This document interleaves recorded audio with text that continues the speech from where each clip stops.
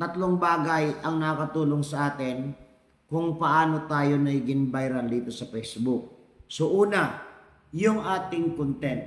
So ang content natin, nakakatulong po ito sa pag-viral kung mayroon tayong mga good and quality content. Katulad po ng informative, at the same time, nakakapagpasaya sa mga tao. Pangalawa na nakakatulong, sa magitan po ng tulong ni Meta o ng Facebook team na sila po ay kanila pong pinopromote o inilalagay sa mga mas malawak pa na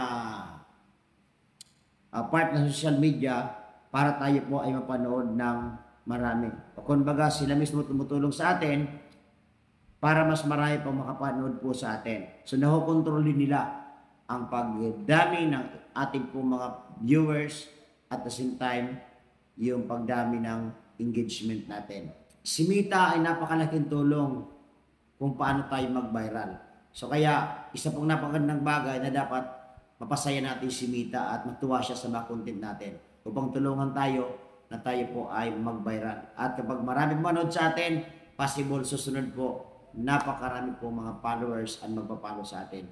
And the next one, last one, no, sa magitan po ng panood ng ating mga kakilala, kaibigan at pag-share nila or di kaya naman yung mga nakatutuwa at share nila.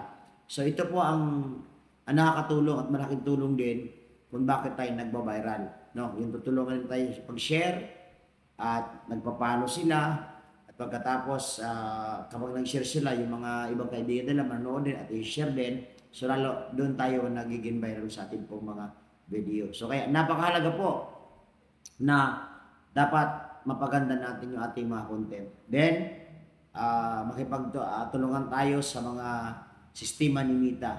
Tayo po ay sumunod sa mga rules and regulation or policy ni Meta para po na matulungan tayo ni Meta para po na lumago yung ating po, mag-grow yung ating po mga Facebook.